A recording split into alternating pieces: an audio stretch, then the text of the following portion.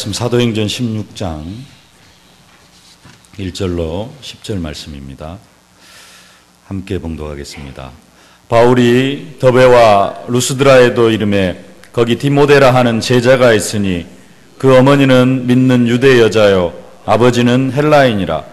디모데는 루스드라와 이고니온에 있는 형제들에게 칭찬받는 자니 바울이 그를 데리고 떠나고자 할새 그 지역에 있는 유대인으로 말미암아 그를 데려다가 할례를 행하니 이는 그 사람들이 그의 아버지는 헬라인인 줄 다 알미러라. 여러 성으로 다녀갈 때 예루살렘에 있는 사도와 장로들이 작정한 규례를 그들에게 주어 지키게 하니 이에 여러 교회가 믿음이 더 굳건해지고 수가 날마다 늘어가니라. 성령이 아시아에서 말씀을 전하지 못하게 하시거늘 그들이 부르기아와 갈라디아 땅으로 다녀가 무시아 앞에 이르러 비두니아로 가고자 애쓰되 예수의 영이 허락하지 아니하시는지라. 무시아를 지나 드루아로 내려갔는데 밤에 환상이 바울에게 보이니 마게도냐 사람 하나가 서서 그에게 청하여 이르되 마게도냐로 건너와서 우리를 도우라 하거늘 바울이 그 환상을 보았을 때 우리가 곧 마게도냐로 떠나기를 힘쓰니 이는 하나님이 저 사람들에게 복음을 전하라고 우리를 부르신 줄로 인정함이로라. 아멘. 성령 인도받는 신앙생활이라는 제목입니다. 세밀한 성령의 인도를 받는 여러분들이 되어지실 수 있기를 주님의 이름으로 축복합니다. 하나님은 우리와 함께 하시면서 우리를 땅끝까지 이르러갈 증인으로 만들어 가시기를 기뻐하십니다. 우리와 함께 하시면서 우리를 땅끝까지 이르러갈 증인으로 만드시기를 기뻐하시는 그 성령 하나님은 우리의 삶을 세밀하게 인도하십니다. 성령께서 우리의 삶을 세밀하게 인도하시기 때문에 진짜 신앙생활 잘하는 사람은 어떤 사람이냐? 이 성령의 인도를 세밀하게 잘 받는 사람이 신앙생활을 잘하는 사람입니다. 근데 성령 인도하면은 대부분의 사람들이 좀 막연하게 생각을 할 수가 있습니다.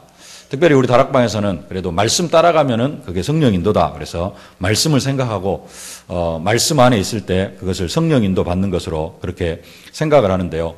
맞습니다. 말씀 따라가는 것이 성령 인도고 또 말씀을 따라가더라도 결론은 어디로 흘러가느냐?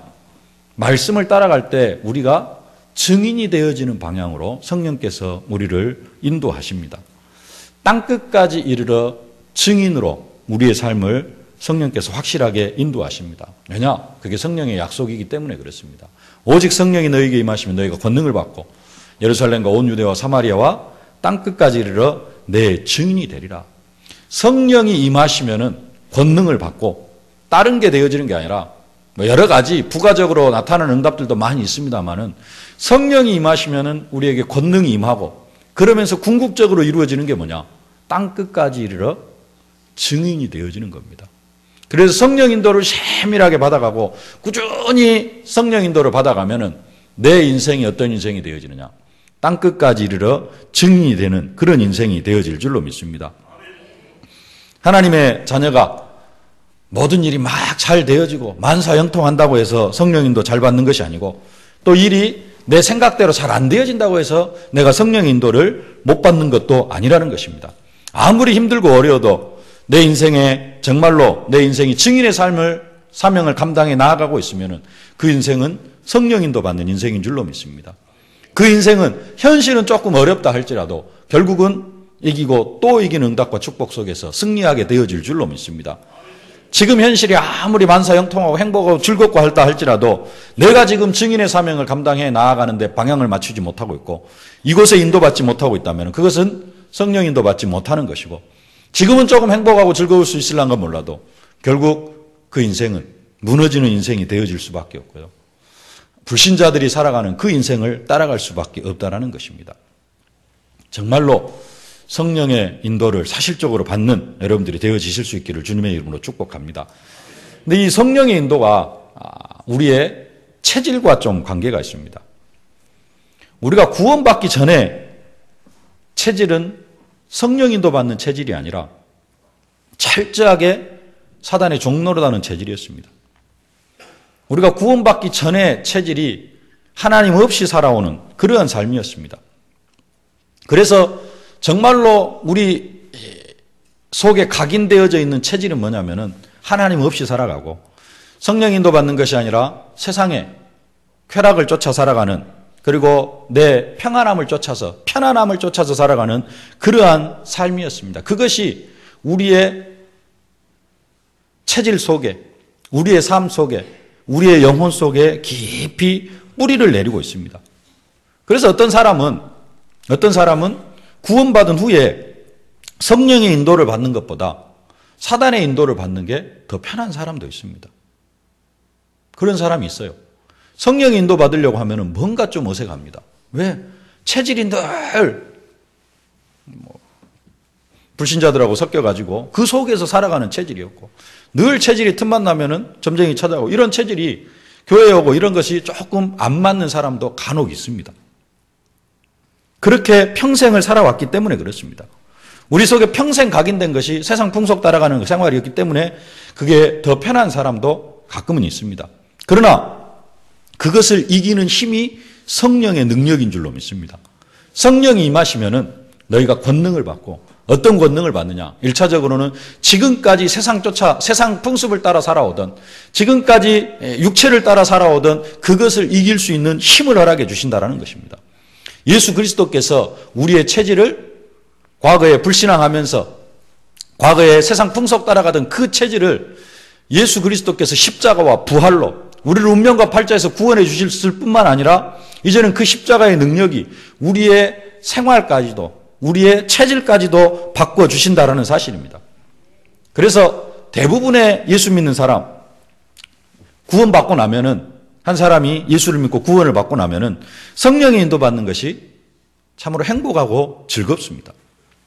그래서 지금까지 교회 한 번도 안 나오던 사람이 교회를 나오는데 그냥 편안하고 행복합니다. 그게 그리스도의 십자가와 부활로 말미암아 구원받은 사람에게 주어진, 또 그리스도께서 우리의 체질을 바꿔가시는, 성령께서 우리의 체질을 바꿔가시는 하나의 역사입니다. 지금까지는 교회 한 번도 안 와봤어요. 찬송을 어떻게 하는지도 모르고, 성경 오늘 사도행전 16장이 어디 붙어있는지도 모르고, 그러는데도 교회에 와서 예배를 드리고 하나님의 말씀을 듣는 게 행복하고 즐겁습니다. 대부분 그렇습니다. 그게 성령 인도받는 삶인 줄로 믿습니다. 찬송하고 기도하는 것이 행복하고요, 주일날이 기다려지고, 이게 정상적으로 구원받은 사람의 영적 상태입니다. 이 영적 상태, 주일날 교회가 가고 싶고, 예배를 드리고 싶고, 찬송하고 싶고, 이런 영적 상태, 처음에 대부분 예수를 믿으면 이런 상태가 되어지거든요. 이게 이제 체질이 되어지고 깊이 뿌리를 내리면서, 이 체질이 깊이 뿌리를 내리면서 이것이 우리의 체질이 되어지고, 나는 하나님의 자녀다, 그래서 예배하는 것이 또 당연한 것이고 이것이 참된 행복이다, 이게 우리의 영혼 속에 각인이 되어져야 됩니다. 지금까지는 악령인도 받는 체질, 세상 풍속 따라가는 체질을 복음 체질로, 이제는 성령인도 받는 체질로, 순간 구원받고 나면은 조금 한동안 이게 행복합니다. 근데 이게 시간이 가면 갈수록 또 점점 시들어져 가요. 왜 그러느냐? 내가 구원받은 하나님의 자녀가 됐지만은 반드시 내 삶의 현장 속에 뭐가 활동하고 있느냐? 사단이 활동을 하고 있어요. 그래서 우리를 계속해서 옛날 체질로 끌고 가려고 합니다. 그래서 다른 일이 생기게 만들고요, 옛날 일들이 떠오르게 만들고, 옛날 친구들이 찾아오고, 그래가지고 옛날 것으로 계속해서 사단이 우리를 끌고 가려고 해요. 처음에는 이게 정말로 행복하고 즐거웠는데 시간이 가면 갈수록 사단이 이제 내 생각 속에다가, 또 만남 속에다, 내 환경 속에다 옛날 것들을 계속해서 집어넣으니까 옛날로 또 돌아가려고 하는 그런 모습들이 생겨납니다. 그래서 진짜 뭐가 되어져야 되느냐?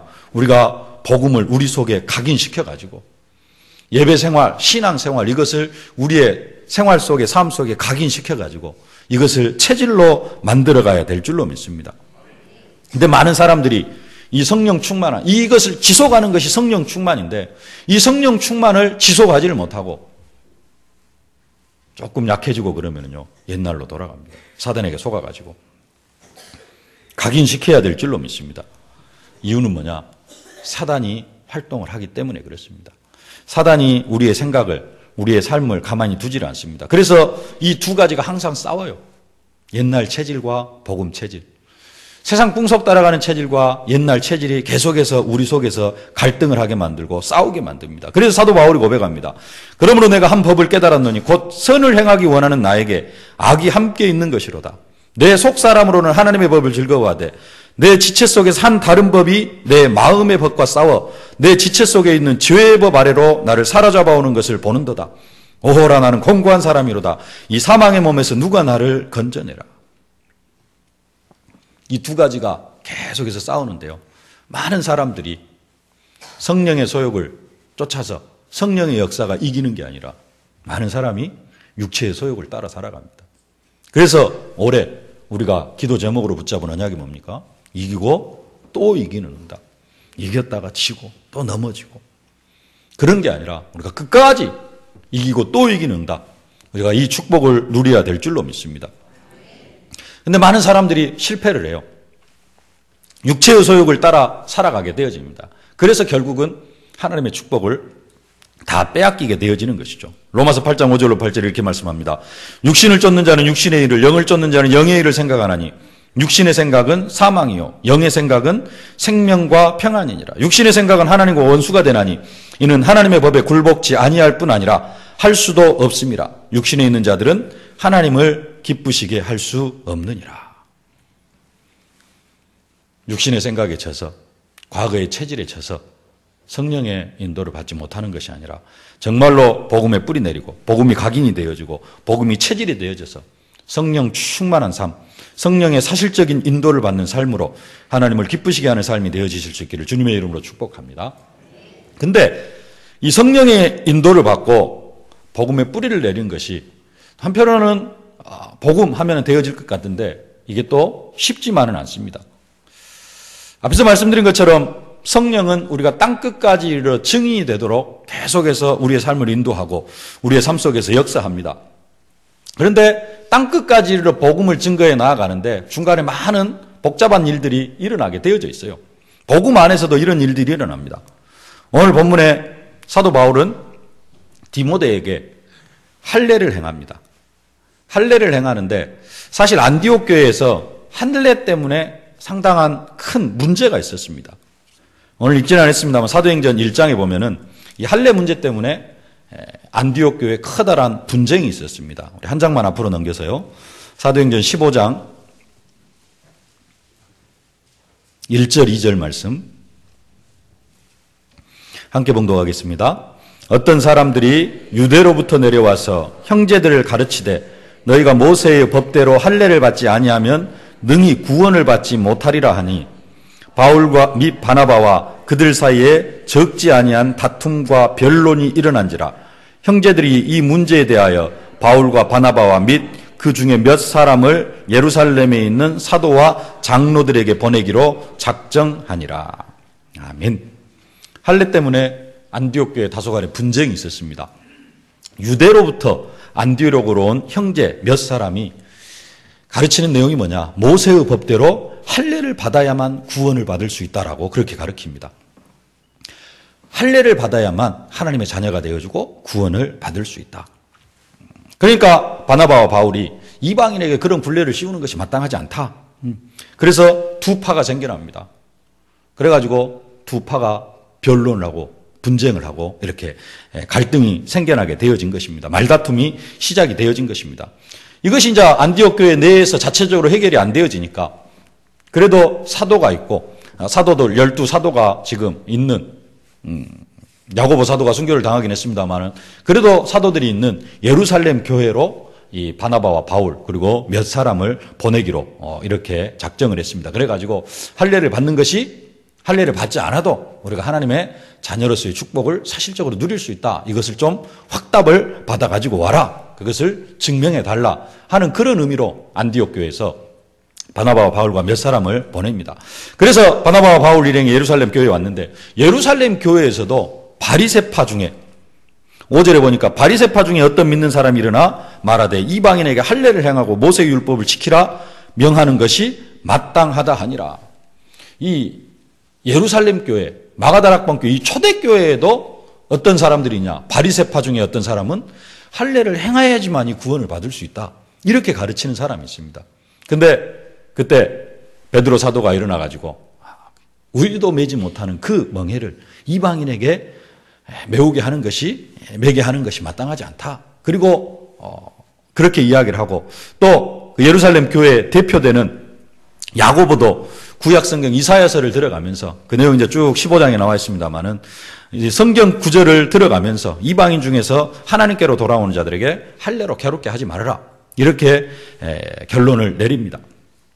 그래서 교회가 또 하지 말아야 될 것, 할례 안 받아도 괜찮고, 그러면서 몇 가지를 이야기합니다. 우상제물 먹지 말고, 피를 먹지 말고, 목매어 죽인 것과 음행을 멀리하라. 이런 것들을 몇 가지를 부탁을 하면서 안디옥 교회로 다시 바나바와 바울을 돌려보냅니다.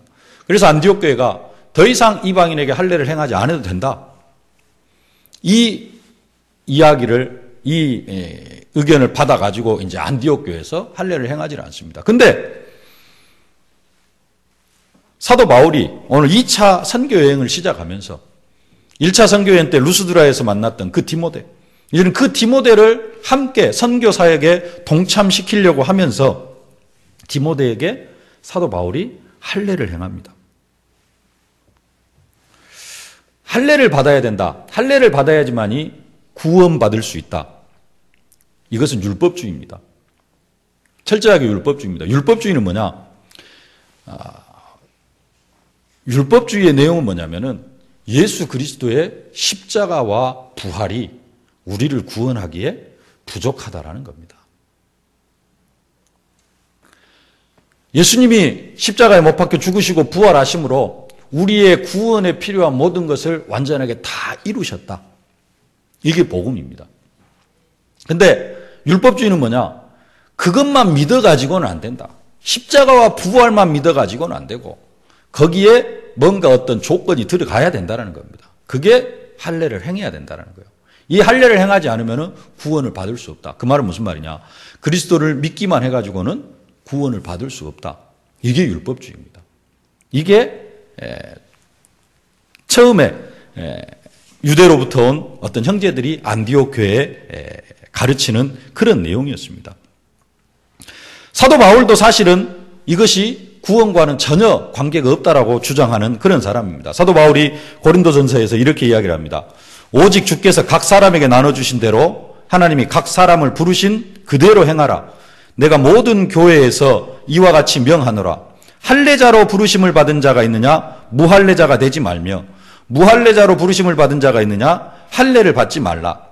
할례 받는 것도 아무것도 아니요, 할례 받지 아니하는 것도 아무것도 아니로되 오직 하나님의 계명을 지킬 따름이라. 각 사람이 부르심을 받은 그 부르심 그대로 지내라. 이렇게 이야기를 합니다. 할례자로 부름을 받았으면 할례를 행하고, 무할례자로 부름을 받았으면 무할례자로 살아가라.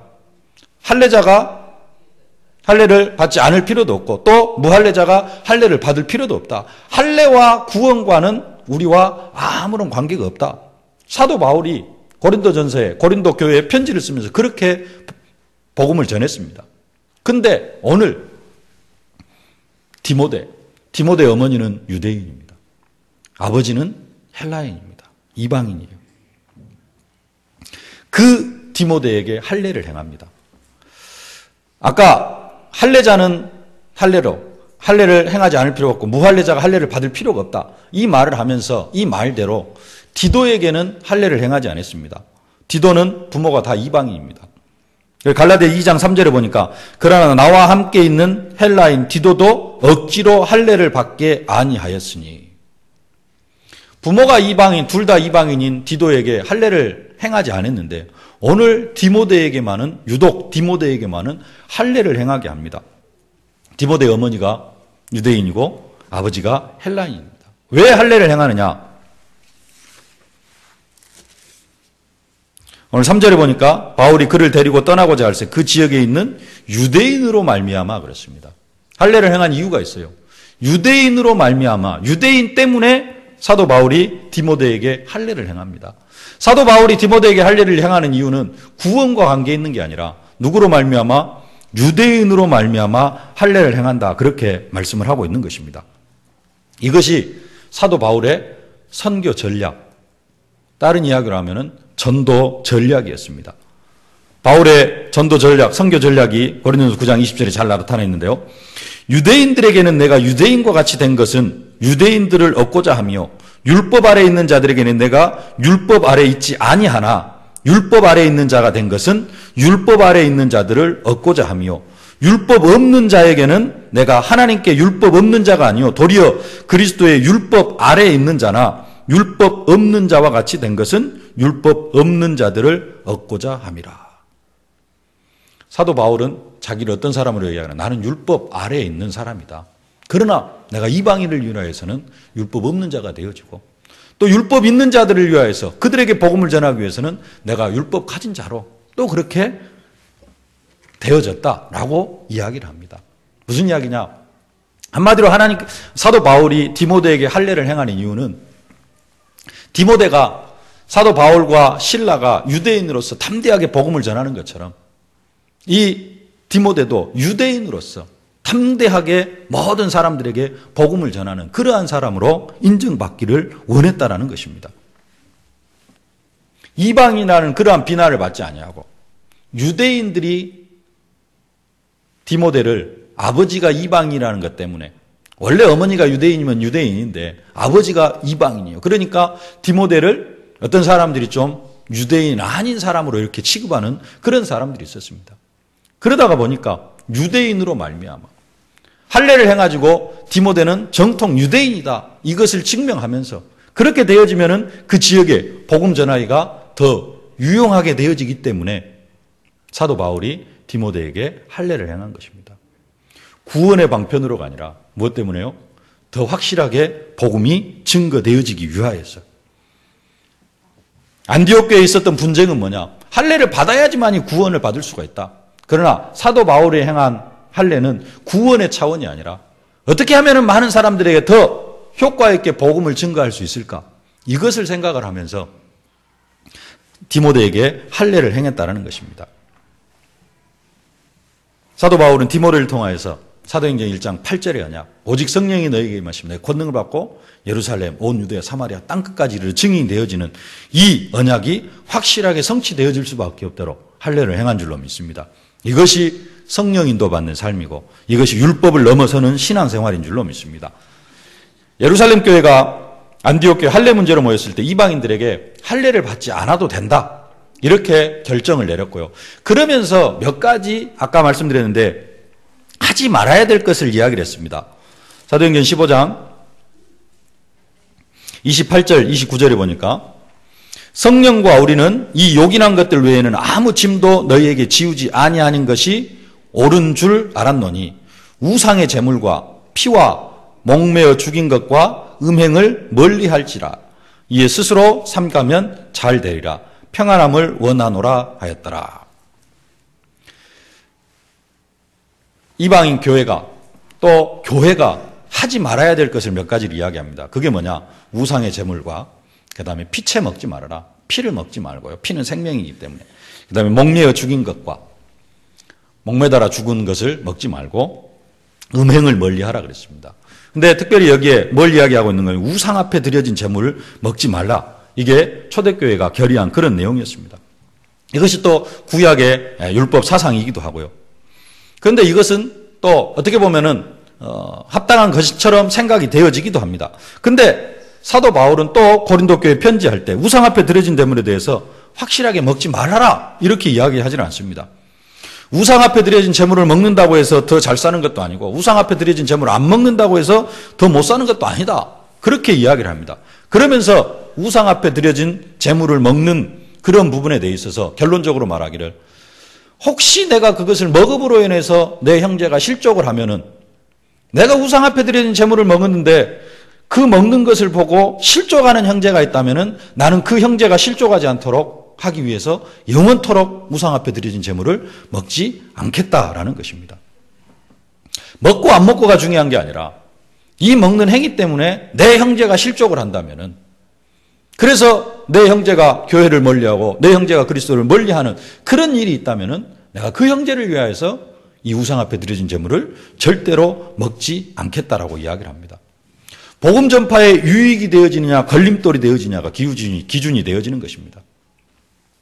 성령의 인도를 할례를 행하고 행하지 않고가 중요한 것이 아니라 우상 앞에 드려진 제물을 먹느냐 먹지 아니하느냐 이게 중요한 것이 아니라 복음 전파에 유익이 되어지는가 방해가 되어지는가 하는 것이 기준이 되어진다는 겁니다. 사실 우상 앞에 드려진 제물 그다음에 할례를 행하냐 행하지 않느냐 이것은 구약의 율법에 있어서는 아주 중요합니다. 반드시 구약에 있어서는 할례를 행해야 되고요. 또 우상 앞에 드려진 제물을 먹지 않아야 됩니다. 근데 사도 바울은 하고 안 하고를 넘어서서 이게 복음의 유익이 되어지느냐 유익이 되어지지 않느냐 멍에를 씌우지 말라고 했는데도 할례를 행하지 말라고 했는데도 이게 복음의 유익이 되어지니까 디모데에게는 할례를 행합니다. 복음에 정말로 유익이 되어지는가 이게 인생의 기준이 되어지실 수 있기를 주님의 이름으로 축복합니다. 또 이 말을 오해한 사람은 나는 전도자이기 때문에 하지 말아야 될 일을 해도 괜찮고 해야 될 일을 안 해도 괜찮다 이렇게 생각하는 사람이 있습니다. 그런데 그것은 방종입니다. 그 말이 아니라 복음에 유익이 되어지는가 이것이 기준이 되어지실 수 있기를 주님의 이름으로 축복합니다. 인생 자체가 복음 전파에 유용하게 쓰임받는 인생이 되어지실 수 있기를 축복합니다. 하나님 내 인생이 정말로 복음 전파에 최고로 쓰임받게 하여 주옵소서. 복음을 위하여 쓰임받게 하여 주옵소서. 이렇게 기도하면서 그렇게 인도받는 것이 성령의 인도받는 생활인 줄로 믿습니다. 또 한 가지 생각할 것은 우리가 복음을 위하여서 열심히 헌신을 하고 있을 때 뭔가 일이 잘 안 되어지면은 그리고 또 막힌 부분이 있으면은 보통 대부분이 사탄의 역사로 생각을 하고 사탄의 역사로 그 사탄의 역사가 하나님의 일을 방해하는 것으로 간주를 해버립니다. 그게 보편적인 생각입니다. 반대로 내 영적 상태가 조금 다운이 되어져 있어요. 그래가지고 좀 뭐랄까요 영적으로 그 혼미한 상태가 지속이 되어지는데 그때 사건이 하나 딱 터지면 뭐라고 해석을 하느냐 성령께서 나를 깨우시는구나. 네. 그래가지고 내가 지금 멍해 있으니까 똑바로 일어서라고 성령께서 나를 다그치시는구나. 뭐 이렇게 생각을 합니다. 내가 이대로 있으면 안 되니까 성령께서 나를 깨닫게 하시고 내 잠든 영혼을 조금 깨우시려고 나에게 이 조금 커다란 사건을 허락하시는구나. 그래서 성령의 역사, 성령의 인도 속으로 들어가려고 합니다. 대부분의 사람들이 이렇게 생각을 하는데 그럴 수도 있습니다. 근데 또 이게 한편으로는 정반대일 수도 있습니다. 내가 좀 영적으로 혼미한 상태인데 사건이 터졌다.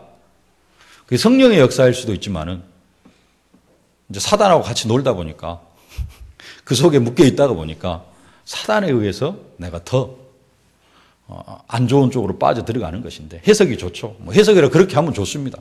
그래가지고 일어서면 좋죠. 근데 중요한 것은 뭐냐? 내가 하나님의 일을 열심히 하고 있을 때입니다. 내가 정말로 성령 충만해가지고 하나님의 일을 전적으로 하고 있고 엄청나게 헌신을 하고 있습니다. 그때 뭔가 사건이 터졌을 때 그때 내가 어떤 생각을 하느냐? 대부분의 사람은 무슨 생각을 하냐면은 사단이 방해를 하는구나. 내가 하나님 앞에 헌신하고 내가 교회를 위해서 헌신하니까 사단이 이 일을 막는구나 라고 그렇게 해석을 합니다. 그런데 오늘 사도행전의 제자인 누가는 그것이 사탄의 역사가 아니라 성령의 역사였다라고 성령께서 막으셨다라고 그렇게 고백을 합니다. 오늘 사도행전 16장 6절 7절 말씀 두 절 말씀 함께 한번 봉독하겠습니다. 성령이 아시아에서 말씀을 전하지 못하게 하시거늘 그들이 부르기아와 갈라디아 땅으로 다녀가 무시아 앞에 이르러 비두니아로 가고자 애쓰되 예수의 영이 허락하지 아니하시는지라. 성령이 말씀을 전하지 못하게 하셨고 성령이 아시아에서 말씀을 전하지 못하게 하셨고 예수의 영이 허락하지 아니하였다. 누가가 이렇게 말씀을 하고 있습니다. 근데 영안이 어두운 사람은 또 조금 평범한 사람은 이것을 구분하기가 매우 어렵습니다. 뭐가 성령의 역사고 뭐가 사단의 역사냐? 일단 길이 막혔어요. 우리는 여기는 지금 성경에서 확실하게 성령께서 말씀을 전하지 못하게 하시거늘 예수의 영이 허락하지 아니하시거늘 그리고 확실하게 기록해 놓으니까 성령께서 막으셨고 예수의 영이 허락하지 않으셨다라고 확실하게 아는데요. 이 일을 우리가 삶의 현장 속에서 내가 직접 당하면은 대부분의 해석은 어떻게 내려지느냐? 사단이 활동을 해가지고 내가 하나님 앞에 헌신을 하니까 누가 방해를 해요? 사단이 방해를 하죠. 내가 하나님 앞에 계속 엄청나게 열심히 헌신을 하고 있는데 이걸 딱 못하게 막히는 게 생기면은 지금은 아닌 것 같잖아요. 근데 그 일이 내게 막상 딱 닥치면은 뭐라고 생각을 하냐? 왜? 성령인도 받고 있는데 헌신하고 있는데 일이 막혔어요. 방해할 게 누가밖에 없어요? 사단밖에 없어요. 그래서 사단의 활동으로 대부분 간주를 합니다. 근데 이것을 구분하지 못하면은 엄청난 일이, 엄청난 차이의 결과를 낳게 되어집니다. 정말로 그게 사단의 방해 공작이라면은 진짜 우리가 영적 싸움을 싸워야 됩니다. 그리고 흑암의 세력을 결박해야 됩니다. 그런데 이것이 성령의 역사라면 어떻게 합니까? 성령께서 막으시는 일이라면은 그때는 사단 결박한 게 중요한 게 아니고 뭘 해야 됩니까? 더 큰 하나님의 계획이 뭔가? 하나님이 왜 이 일을 막으시는가? 이것을 볼 수 있어야 됩니다. 근데 우리는 대부분 하나님의 일을 하다가 뭔가 말씀 따라가고 뭔가 기도하다가 뭔가 일이 하나 콱 막히고 문제가 터지면은 대부분 바로 그냥 나오는 게 뭐냐면은 사단의 활동으로 이렇게 생각을 하게 되어지는 것입니다. 우리가 이것을 잘 분별할 수 있어야 됩니다. 근데 성경의 대부분의 내용들은 그게 사단의 활동이 아니라 하나님이 하시는 일이었습니다. 요셉을 한번 생각해 보시길 바랍니다. 요셉이 궁덩이에 빠지고 종으로 팔려갑니다. 형들에 의해서 죽임을 당하려고 합니다. 사단의 활동입니까? 하나님의 역사입니까? 형들은 사단에게 속았어요. 사단의 도구가 되어졌습니다. 근데 요셉에게 있어서는, 요셉의 인생에 있어서는 하나님의 완벽한 인도입니다. 맞죠? 아닙니까? 하나님의 완벽한 인도입니다. 근데 나에게 그런 일이 닥치면은 무슨 생각이 드느냐? 아니, 내가 11별이 자라는 꿈, 해가 달고 11별이 자라는 꿈을 꾸고 있는데 이 언약 붙잡고 내가 간절히 기도하고 왜 하나님 나를 이런 쪽으로 인도하십니까? 이를 방해하는 모든 흑암의 세력. 이게 아니잖아요. 이스라엘 백성들이 바벨론 포로로 70년 동안 끌려가는 것. 사단의 역사입니까? 하나님의 인도입니까? 70년 동안 바벨론 포로로 끌려갈 수밖에 없는 상황에 이른 것은 이스라엘 백성들이 사단에게 속아서 그런 체질이 되어졌고 우상숭배했기 때문에 그렇습니다. 근데 70년 동안 바벨론 포로로 끌려가는 것은 하나님의 사실적인 인도입니다. 이스라엘 백성을 지극히 살아가시는, 이대로 가만히 놔둬가지고는 안 되기 때문에 나에게로 돌아와라. 그거 하기 위해서 하나님께서 뭐 하겠습니까? 70년 동안 바벨론 포로 생활을 허락을 하시는 것입니다. 스데반 집사님의 순교, 사탄의 역사입니까? 성령의 역사입니까? 스데반 집사님을 죽이는 사람은 사단에게 속는 것입니다. 사단의 도구가 되어지는 겁니다. 근데 스데반 집사님은 성령의 역사 속에 하늘 보좌 우편에 서신 주님을 바라보고 천국에 들려가고 그걸로 인해서 초대교회는 흩어져 가지고 사마리아로 땅끝까지 복음을 증거하게 되어지는 것입니다. 오늘 사도 바울 길이 막혔습니다. 선교하는데 길이 막혔어요. 성령께서 말씀을 전하지 못하고 예수의 영이 허락하지 않습니다. 그런데 우리는 대부분 우리 자신에게 이러한 일이 닥치면은 그것을 성령의 역사로 인정하기보다는 사탄의 역사로 간주를 하고 거기에서 우리는 흑암을 결박하기를 시작을 합니다. 이스라엘 백성들은 홍해바다 앞에서 흑암 결박하면 안 됩니다. 그러잖아요. 뭐 거기서 뭔 흑암을 결박할 겁니까? 거기서 고백할 건 믿음 고백이고 하나님께서 우리를 어떻게 인도하시는가? 홍해바다 앞으로 인도하신 하나님이, 인도하신 분이 하나님이에요. 그럼 거기에서 해야 될 게 뭡니까? 왜 하나님은 우리를 이 홍해바다 앞으로 그리고 애국 군대가 쫓아오게 하셨습니까? 그 계획 속으로 들어가야 돼요. 거기서 사탄아 물러가라 아무리 해봤자 아무런 필요가 없습니다. 사단은 어떤 사단을 물리쳐야 돼요? 내 속에 있는 불신앙, 염려, 걱정. 그 사단은 결박을 해야 됩니다. 거기에서는 뭐 해야 됩니까? 하나님의 계획이 많고 왜 하나님께서 우리를 홍해바다 앞으로 인도했는가? 하나님께서 또 이스라엘 백성들을 40년 후에 요단강 앞으로, 여리고 성 앞으로, 왜 하필 다른 데도 많이 있는데 그것도 하필 우기 때, 건기 때 가면은 그냥 짤박짤박해서 건널 수 있거든요. 광주천만 밖에 안 됩니다. 광주천도 우기가 되면 어쩝니까? 그 건널 수 있어요, 없어요? 못 건넙니다. 근데 지금 가면은 건널 수 있잖아요, 그냥. 요단강이 똑같습니다. 근데 하필 건기 때, 비 안 올 때 건너면 되는데, 비 올 때 그 앞에다 딱 데려다 놔가지고 40년 동안 기다렸으면 한 3개월만 더 기다리면은 건기철 되는데 왜 꼭 우기철에 그 머리 철철 흘러 넘칠 때 그것으로 인도해드리느냐? 우리 앞길을 뭐가 막고 있다? 흑암을 결박? 아니거든요. 하나님의 계획이 뭔가? 왜 또 여리고성 앞에다 데려다 놓습니까? 그 도저히 무너뜨릴 수 없는, 인간의 힘으로는 도저히 불가능한 그 여리고성 앞에다가 왜 데려다 놓습니까? 하나님의 계획을 봐야 될 줄로 믿습니다. 사단이 활동해서 일이 꼬이고 꼬인 것이 아니라 하나님의 완벽한 인도, 내 삶의 현장 속에도 그런 하나님의 완벽한 인도 속에 뭔가 막히는 부분도 있습니다. 거기서 우리는 뭘 해야 됩니까? 하나님의 계획을 찾아가야 될 줄로 믿습니다. 여기에서 대부분의 사람들이 잘못 오판을 합니다. 그래가지고 사단을 결박합니다. 그러면서 다른 기도를 하게 되어져요. 판단이 잘못되어지면 틀린 기도를 하고, 틀린 기도를 하면 다른 결과를 낳게 되어지는 것입니다. 우리는 정말로 성령 충만을 받고 성령의 역사와 사탄의 활동을 구분할 수 있어야 될 줄로 믿습니다. 정말로 중요한 거 한 가지가 있는데 그게 뭐냐? 우리의 5가지 확신. 그 중에서 정말로 우리가 확실하게 각인시켜야 될 게 뭐냐? 인도의 확신. 인도의 확신이 뭡니까? 우리의 삶을 세밀하게 인도하고 계신다. 성령께서 24시간 우리와 함께 하시고, 성령 내주의 확신, 내주의 확신, 나는 죽어도 구원받는다, 천국 간다. 성령님께서 나와 함께 하신다. 함께 하시는 그 하나님, 성령 하나님이 우리의 삶을 어떻게 하시느냐? 세밀하게 인도하고 계십니다. 그 인도의 확신을 사실적으로 누리실 수 있기를 주님의 이름으로 축복합니다. 그래서 누리시고 또 사실적으로 그 성령의 인도를 체험하실 수 있기를 주님의 이름으로 축복합니다. 우리가 복음에 더 깊이 뿌리 내리는 만큼, 복음이 우리 속에 각인되어지는 만큼, 복음이 우리의 체질이 되어지는 만큼 성령 인도가 각인이 되어지고 성령 인도 받는 그러한 신앙생활이 되어질 줄로 믿습니다. 중요한 것,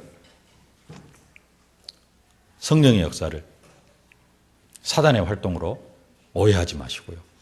정말로 성령의 사실적인 역사 속으로 들어가시는 저와 여러분들이 되어질 수 있기를 주님의 이름으로 축복합니다. 그리고 정말로 그 성령의 인도 속에서 정말로 땅끝까지로 증인이 되어지는 그 사명을 감당해 나아가는 증인들로 세워져 가실 수 있기를 주님의 이름으로 축복합니다. 살아계신 아버지 하나님, 은혜와 사랑을 진심으로 감사를 드립니다. 우리를 하나님의 자녀 삼아주시고 성령께서 우리의 삶을 세밀하게 인도하여 주심을 진심으로 감사를 드립니다. 그 인도를 사실적으로 인정하고 누리는 저희들 되게 하여 주시옵소서. 성령께서 더 큰 계획을 인하여서 또 성령께서 우리를 정말로 사실적으로 인도하기 위하여서 뭔가 막히는 부분이 있고 뭔가 안 되어지는 부분이 있을 수 있사온데 그것을 사탄의 활동으로 오해하는 것이 아니라 정말로 성령의 역사로 인정하고 정말로 성령의 사실적인 인도를 받는 저희들이 되어져서 정말로 우리의 삶이 땅끝까지 이르러 증인의 사명을 감당해 나아갈 수 있도록 최고의 축복으로 함께하여 주옵소서. 예수님의 이름으로 기도하옵나이다.